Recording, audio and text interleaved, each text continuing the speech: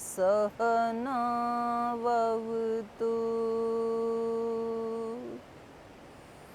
सहनौ भुनक्तु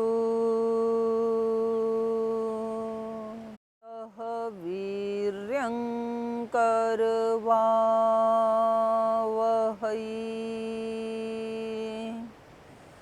तेजस्विनावधीतमस्तु मा विद्विषावहै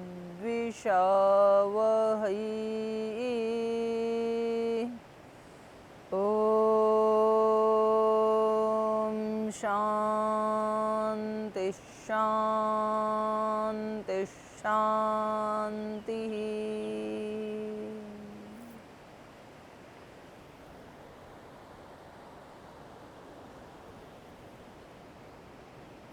माँ पतित पावनी गंगा के तीर पर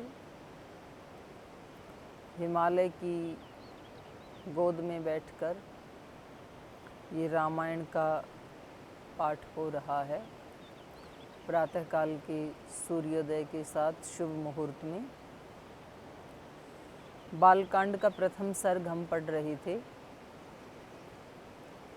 और ये प्रथम सर्ग में वाल्मीकि ऋषि देव ऋषि नारद जी से पूछ रहे हैं कि कोई ऐसे मनुष्य के लक्षण बताएं जिनमें ये गुण हों जो पीछे गिनाए, किसी आदर्श पुरुष के बारे में हमें बताइए। तो यहाँ पर जो बताया जा रहा है प्रथम सर्ग में, ये नारद ऋषि गाइडलाइन दे रहे हैं। जैसे हमें कोई बहुत बड़ा कोई ग्रंथ लिखना है तो उसमें कोई अपने गुरु से पूछे कि जी मैं किस विषय में ये ग्रंथ लिखूं, तो फिर वो कुछ उनको हेडलाइंस दे देते हैं, फिर उसके बाद विस्तार वो खुद कर लेते हैं। तो ये जो प्रथम सर्ग है इसमें हेडलाइंस दी जा रही है, संक्षेप में बताया जा रहा है। आगे दूसरे सर्ग से फिर उसको विस्तार से उनके राम के जन्म से कैसे हुआ वो सब बताएंगे। तो यहाँ हम पढ़ रहे थे श्री राम, लक्ष्मण और सीता माता जो हैं वो एक वन से दूसरे वन जाते हुए, और उनके साथ गुह भी हैं, निषाद राज जो हैं, उन्होंने पहले उनको गंगा से पार करवाया और उसके बाद एक वन से दूसरे वन जाते जाते और वो भरद्वाज ऋषि के आश्रम के पास चित्रकूट में पहुंच गए हैं। उनके जाने के बाद इधर अयोध्या में क्या हुआ, माता पिता का, प्रजाजनों का, उनका क्या हाल हुआ, वो हम आज पढ़ेंगे।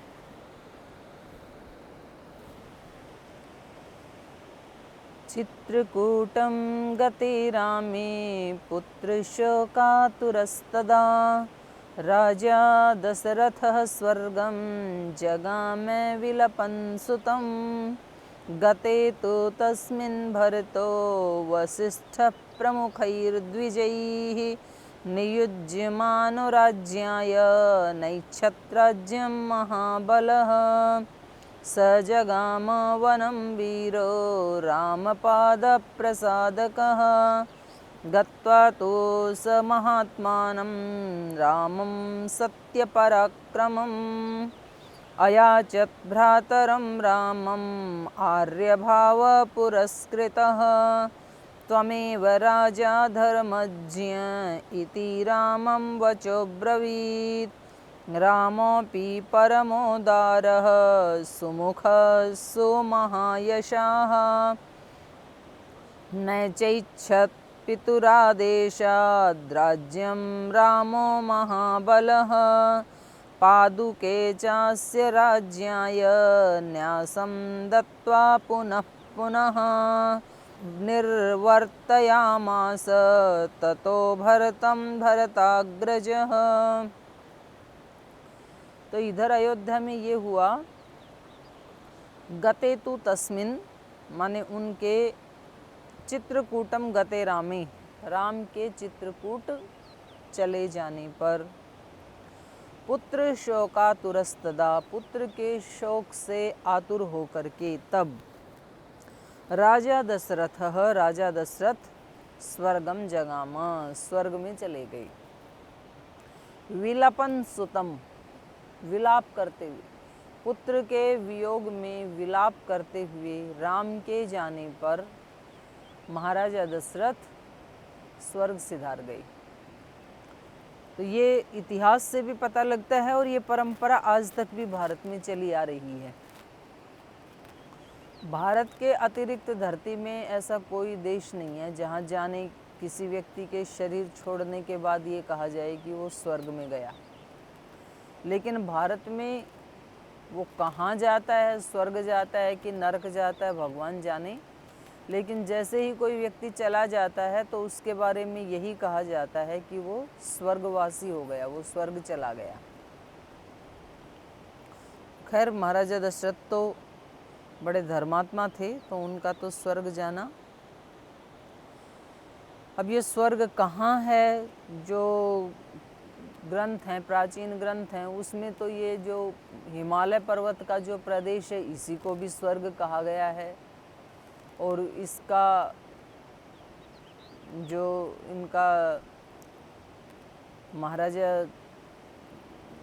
ये पार्वती के जो पिता थे दक्ष प्रजापति, उनका नाम, वो प्रजापति उनका कुल का नाम था, तो उनका यहाँ पर साम्राज्य था। तो ये कौन से स्वर्ग में आत्मा जाती है? सारी ये हिमालय प्रदेश के ऊपर ही घूमती हैं या कहीं अन्य स्थान में जाती हैं? क्योंकि आत्मा के लिए कोई कोठी बंगले ऐसे तो चाहिए नहीं शरीर छोड़ने के बाद, तो वो आकाश में कहीं भी रह सकती है, जो भी भगवान की व्यवस्था है। तो वो स्वर्ग चले गए पुत्र के वियोग में। और जैसे उस दिन हमने चर्चा की थी कि श्रवण कुमार के माता पिता का शाप जो उनको लगा था वो भी पूरा हो गया।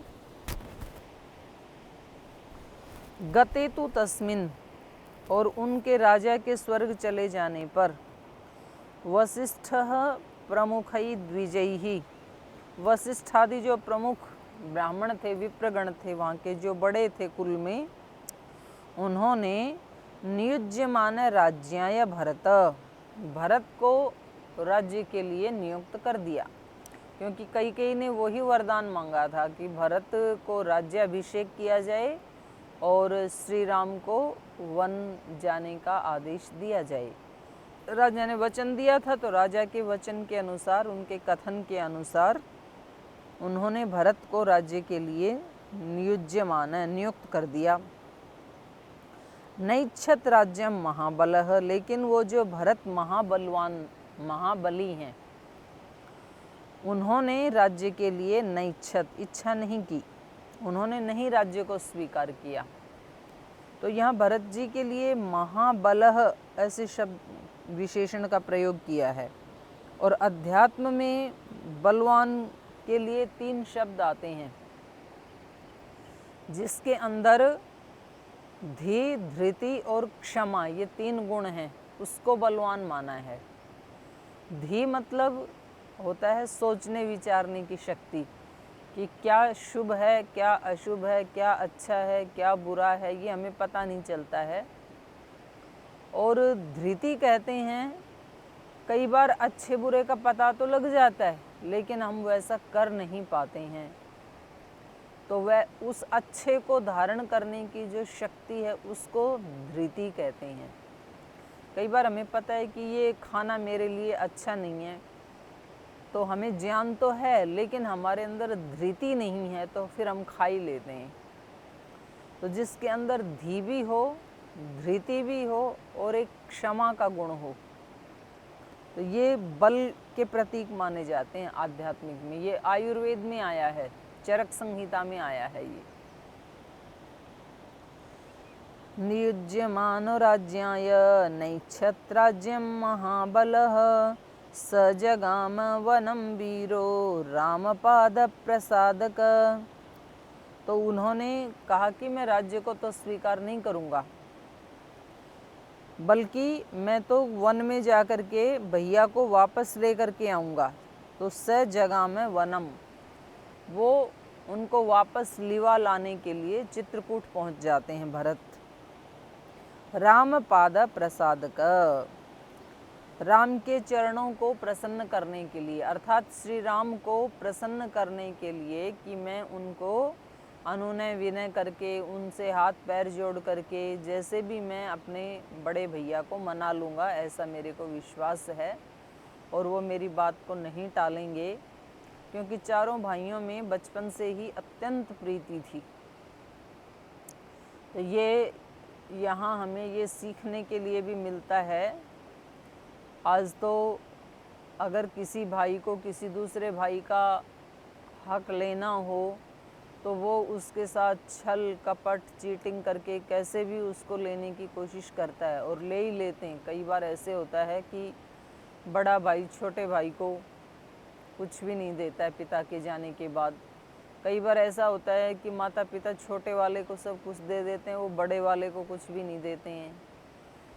तो ये तो छोटी मोटी संपत्ति की बात है, सांसारिक संपत्ति की बात है, लेकिन यहाँ जो बात हो रही है वो तो अयोध्या के राज्य की बात हो रही है, जो इतना प्रतिष्ठित राज्य था उस समय, और भरत को तो उसमें फ्री में मिल रहा था, वो तो वहाँ थे भी नहीं, तो उनके ऊपर कोई दोष भी नहीं है कि भाई इन्होंने छीना, ऐसा भी उनके ऊपर दोष आने वाला नहीं था। और जो वशिष्ठ आदि ऋषि हैं वो उसको नियुक्त कर रहे थे, बड़े लोग ही नियुक्त कर रहे थे, तो उसके ऊपर आपत्ति उठाने वाला कौन था? कोई भी नहीं था। लेकिन जब बच्चों को संस्कार बचपन से त्याग के दिए जाते हैं, बलिदान के दिए जाते हैं, बड़ों के सम्मान के दिए जाते हैं, तो वो फिर ऐसे समय में काम आते हैं। वरना तो व्यक्ति के अंदर यदि संस्कार हमने उनको नहीं दिए, संस्कारी व्यक्ति और असंस्कारी व्यक्ति में ऐसे ही अंतर मालूम पड़ता है। जैसे आप आलू को या दाल को पानी में उबालो और एक तो वैसे ही खाओ केवल उबाल के, और दूसरा फिर आप उसमें प्याज टमाटर धनिया जीरा ये वो सब मसाले डाल के उसमें आप छौंक लगाते हैं, तो उस सब्जी में और इस सब्जी में कितना अंतर होता है, उस दाल में और इस दाल में कितना अंतर होता है। ऐसा ही अंतर एक संस्कारी व्यक्ति में और असंस्कारी व्यक्ति में होता है, और वो जब खाते हैं ना तब टेस्ट का पता चलता है।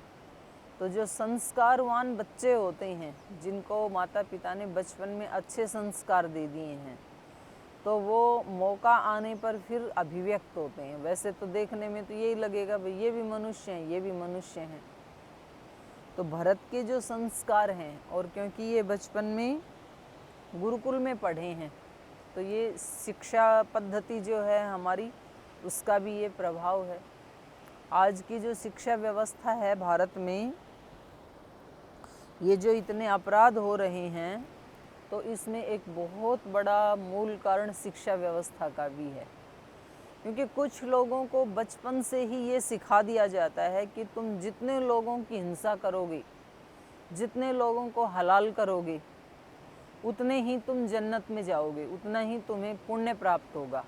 अब जो छोटे मासूम बच्चे के माइंड में ये प्रोग्रामिंग कर दी जाती है, तो फिर वो बड़ा होकर वैसा ही करेगा, और उसको कोई बदल नहीं सकता है पूरी ज़िंदगी भर। ऐसे कहा जाता है संस्कारों की महिमा के बारे में, जो हमारे 16 संस्कार की जो परंपरा है, तो ऐसे माना जाता है कि गर्भ में रहते हुए बच्चे के 3 संस्कार किए जाते हैं, गर्भाधान पुंसवन सीमंतोनयन। और उन 3 संस्कारों के माध्यम से 9 महीने में माँ जितना सिखा देती है, जितनी जागरूक होगी माँ 9 महीने तक, उतना बच्चे के पैदा होने के बाद फिर जो अगले 9 संस्कार हैं वो दोनों बराबर होते हैं।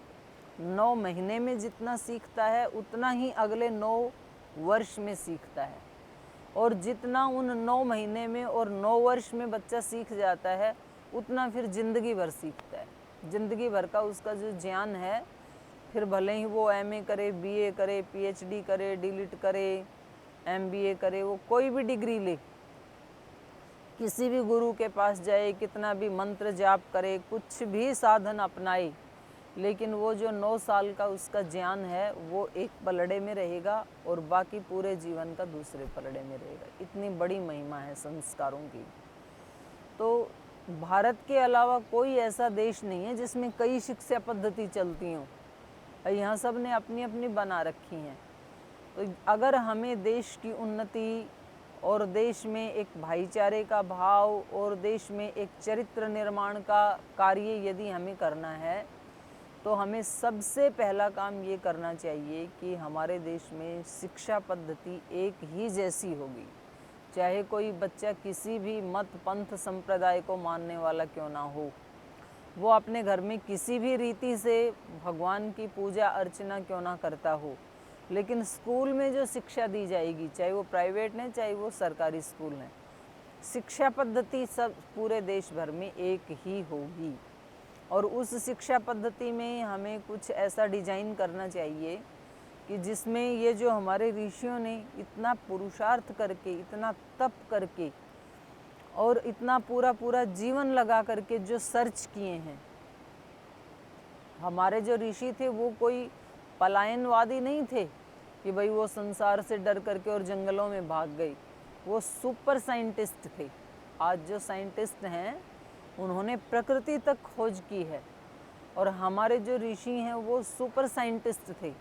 और उनकी एक किसी छोटे से टुकड़े को लेकर, किसी एक अंश को लेकर के आज कोई खोज कर देता है तो उसको नोबेल पुरस्कार दिए जाते हैं। तो उन्होंने जीवन के हर पहलू, छोटे से छोटे पहलू, शरीर की उन्नति, संसार की उन्नति, मन की उन्नति, बुद्धि की उन्नति, आत्मा की उन्नति, इतने बड़े बड़े जो उन्होंने आविष्कार किए, तो उनको हमें नज़रअंदाज नहीं करना चाहिए। नहीं तो आज नहीं तो कल हमें आना वहीं पड़ेगा। और दूसरा, उसमें आज जिनको विकसित देश कहा जाता है, उनकी जो टेक्नोलॉजी है, साइंस है, तो उन सबको भी हमें शामिल करके एक ऐसा डिजाइन होना चाहिए जिसमें प्राचीन शिक्षा पद्धति और नूतन शिक्षा पद्धति, यद्यपि नूतन में कुछ नूतन नहीं है, क्योंकि जिस टेक्नोलॉजी की बात हम आज करते हैं वो सर्वथा नूतन नहीं है। क्योंकि ये जो चंद्र तारक सूर्य ग्रहण आदि और ये जो इतनी बड़ी बड़ी चरक संहिता आदि की जो सर्च हैं, तो ये कैसे ऐसे हो सकती हैं बिना लैब के? तो ज़रूर उस समय भी बहुत ऊंची टेक्नोलॉजी रही होगी। लेकिन ऐसे ज़रूर होता है कालक्रम से कि कभी बीच में किसी शिक्षा पद्धति का या किसी भी पद्धति का कभी कभी लोप हो जाता है। जैसे योग को ही हम लें, तो योग की जो पद्धति है वो श्रद्धेय स्वामी जी महाराज ने थोड़ी उत्पन्न की है।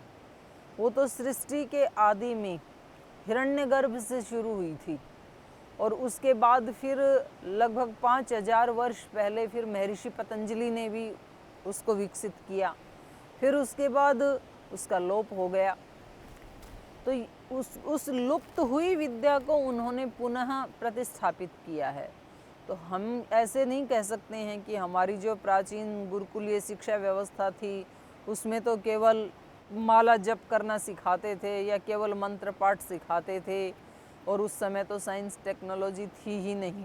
आज भी ऐसी चीज़ें मिल जाती हैं कभी, जैसे वो जो लोहे की लाट है दिल्ली में, तो उसका लोहा अब हजारों वर्ष पुराना होते हुए भी आज तक उसमें जंग नहीं लगी।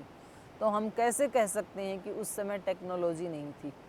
कैसे उसको पिघलाया होगा, कैसे सांचे में ढाला होगा, और ऐसी कौन सी उच्च श्रेणी की टेक्नोलॉजी थी जिसने ऐसा लोहा तैयार किया? वरना तो कुछ वर्षों में ही ऐसे खुले में कहीं लोहे को डाल दें तो उसमें जंग लग जाती है। तो हमारी शिक्षा पद्धति यदि ऐसी हो कि उसमें हम बच्चे को शिक्षा भी दें, साथ में संस्कार भी दें, तो फिर ऐसे ही होगा जैसे राम और भरत में प्रीति है। अपने राज्य में भी अव्यवस्था नहीं फैलने दी और अपने भाइयों में भी वैमनस्य को पैदा नहीं होने दिया, और अपने जीवन से ऐसे आदर्श स्थापित किए कि आज 9 लाख वर्ष के बाद भी जब हम उनके बारे में पढ़ते हैं या सुनते हैं या टीवी पे देखते हैं तो हमारे सिर श्रद्धा से झुक जाते हैं। और केवल 9 लाख वर्ष नहीं, जब तक ये सृष्टि रहेगी तब तक उनसे पूरी मानवता आदर्शों की शिक्षा लेती रहेगी। ये शिक्षा पद्धति का असर होता है कि बचपन में ही ऐसे संस्कार बच्चे में डाल दिए जाते हैं। तो इन्होंने, भरत ने क्या किया, उन्होंने कहा मुझे राज्य नहीं चाहिए। महाबली कहा उनको, महाबल, महान बल है जिनके पास। तो बल कोई शरीर का थोड़ा ही होता है कि 1 क्विंटल वजन बढ़ा लिया और हम कहें कि वो बड़ा महाबलवान है। वो मुर्गे बकरे सब खा खा करके, जो मांसाहार आदि कर करके वैसे भी हो जाता है, तो उसको बलवान नहीं कहेंगे। बलवान तो व्यक्ति अपने चरित्र से होता है, बलवान तो व्यक्ति अपनी आत्मा के उत्थान से होता है। असली बल वो होता है जिसके पास मानसिक बल है, बौद्धिक बल है, आत्मा का बल है, चरित्र का बल है, नैतिक बल है। वो व्यक्ति इस धरती के ऊपर सबसे ज़्यादा बलवान है। जिसके पास त्याग का बल है, बलिदान का बल है। बड़ा आदमी बनता है भारत में बलिदान से, त्याग करने से। चीज़ों को हड़प लेने से बड़ा नहीं बनता है।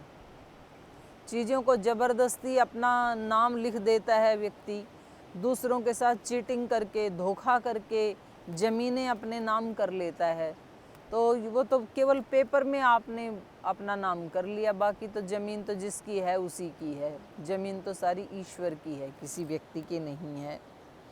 तो इतने बड़े साम्राज्य को ठोकर मार करके स जगह में वनम वीर, वो जो महावीर भरत हैं, वो राम पाद प्रसाद का, श्री राम के चरणों को प्रसन्न करने के लिए वनम जगाम, वन में चले गए। गत्वा तु स महात्मानं रामं सत्यपराक्रमं अयाचयत् भ्रातरं रामं आर्यभावः पुरस्कृत। कितना सुंदर शब्द है ये, आर्य भाव पुरस्कृत। आर्य भाव मतलब श्रेष्ठता का भाव। कैसे भाव से गए? एक याचक के भाव से गई, एक श्रेष्ठ भाव को लेकर के गई। मतलब मन में भी कोई छल कपट नहीं है। ऐसा नहीं है कि बाहर से नाटक कर रहे हैं और मन में तो राज्य की इच्छा है, और बाहर से हम कई बार ऐसे करते हैं। कोई चीज़ कोई हमें देता है, कोई हमें गिफ्ट देता है, कोई हमें कोई भेंट देता है, तो फिर हम कहते हैं ना ना इसकी क्या ज़रूरत थी, और मन में इच्छा होती है कि मिलनी चाहिए। हम कोई अनुष्ठान करवाते हैं, यहाँ की बड़े लोगों में भी होता है कभी कभी ऐसे, कोई आपने यज्ञ आदि करवाया और कोई उसके बदले में कोई गिफ्ट दे रहा है, बोल नहीं इसकी क्या ज़रूरत थी।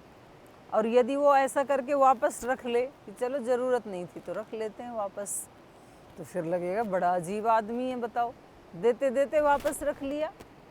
तो मन में हमारे इच्छा होती है। मेरे को याद आता है जब हम गांव में रहते थे, छोटे छोटे बच्चे थे, तो हमारे कुछ एक चाचा, एक दो चाचा थे, वो शहर में चले गए थे पास में। तो कभी कभार हम किसी विवाह शादी में, फंक्शन आदि में उनके वहाँ जाते थे। तो जब हम जाते थे तो गांव में तो हमें मिलते नहीं थे, तो उनके वहाँ जाते तो वो ड्राई फ्रूट रख देते थे, बिस्किट रख देते, काजू पिस्ता बादाम, चाय कॉफ़ी। हमें तो रोज़ तो मिलते नहीं हैं, तो हम उसमें से, अच्छा घर में ऐसे सिखा रखा था कि अगर कोई ऐसी चीज़ें सामने रखे तो पूरा नहीं खाना है, उसमें से 1-2 पीस खा के फिर छोड़ देना है। तो हम ऐसे नाटक करते थे, इच्छा तो होती थी कि सारे खा जाएं, पूरी प्लेट को रगड़ जाएं अगर मौका मिले तो, लेकिन करते क्या थे कि 1-2 खा के, नहीं नहीं बस भूख नहीं है, नहीं नहीं बस, वो कहते और खा लो एक, नहीं नहीं इच्छा नहीं है। तो ये बचपन में ही ये सिखा दिया जाता है बच्चे को कि आपको पूरा पूरा नहीं खाना, नहीं तो लोग बोलेंगे असभ्य हैं ये। इच्छा तो होती थी। तो कई बार ऐसे भी होता है कि गिफ्ट लेने की इच्छा होती है, उस चीज़ को प्राप्त करने की इच्छा होती है, लेकिन बाहर से हम ऐसे नाटक करते हैं कि इच्छा नहीं है। तो यहाँ भरत जो हैं, ये राज्य के बारे में ऐसा नहीं है कि इनको अंदर से तो इच्छा है कि अच्छा हुआ भला हुआ, अगर राम रहते तो ज़िंदगी भर मुझे कभी राज्य मिलने वाला नहीं था, तो ये तो अच्छा हुआ कि मेरी माँ ने मांग लिया और मैं तो यहाँ था भी नहीं, तो मैं तो बोल दूँगा भाई मेरा इसमें कोई दोष नहीं है, और मैं तो अपनी तरफ से मनाने भी आ गया था, तो फिर भी वो नहीं माने तो मैं क्या करूँ। तो ऐसा दिखावे का भाव नहीं है, ये कह रहे हैं आर्य भाव पुरस्कृतः। अंदर से हृदय में भाव भी आर्य भाव है, श्रेष्ठता का भाव है, निष्कपटता का भाव है। माने हमारे जीवन में जो हमारा जीवन और हमारा व्यक्तित्व और हमारा जो कर्माशय बनता है, हम रोज अपना भाग्य अपने हाथों से लिखते हैं। अगले जन्म में, अगले वर्ष में, अगले 10 वर्ष में हमें क्या मिलेगा, ये हम आज तय करते हैं। आज के दिन हम जिस भाव में जी रहे हैं, जिस भाव से आज हम कर्म कर रहे हैं, बिल्कुल यही फल हमें 5 साल के बाद, 10 साल के बाद या अगले जन्म में मिलने ही वाला है। भाग्य कोई और नहीं बनाता है हमारा, और भाग्य को बदला नहीं जा सकता है, और बदला जा सकता है तो केवल वो व्यक्ति स्वयं ही बदल सकता है। आज जो मिल रहा है, निश्चित रूप से मैंने कुछ ऐसे ही भाव लेकर के कुछ कर्म किए थे जिसका फल मुझे आज मिल रहा है। बहुत बड़ी भाव की महिमा महर्षि पतंजलि ने भी गाई है, रामायण भी गा रही है, गीता भी गा रही है। गीता कहती है कि आप कितने भी कर्म करें, आप 24 घंटे में से 18 घंटे कर्म करें, कर्म करने से कोई दिक्कत नहीं है, कोई बंधन नहीं है।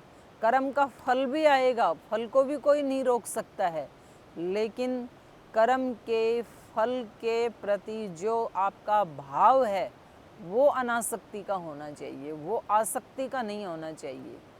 वहाँ आपके अंदर कोई दुराग्रह नहीं होना चाहिए, वहाँ आपके अंदर कोई मन में ये नहीं होना चाहिए कि ऐसा ही होना चाहिए। तो बस फिर आप जितने मर्जी कर्म करो, आप बंधन से युक्त नहीं होंगे, आप मुक्त हो जाएंगे। तो भाव की बहुत ही बड़ा ये एक विज्ञान है। जैसा व्यक्ति का जो जीवन है वो शुरू होता है विचार से और समाप्त हो जाता है फिर आचरण पे आके।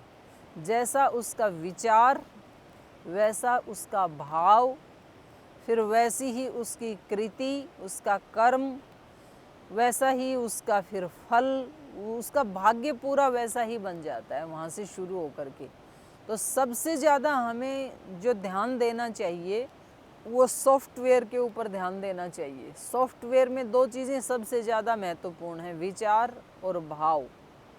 किसी काम को करते समय मैं किस विचार से युक्त हूँ, मेरा विचार ऊंचा है कि निम्न कोटि का है, और मेरा भाव कैसा है, उसको वैसा सोचते हुए मेरा भाव क्या है।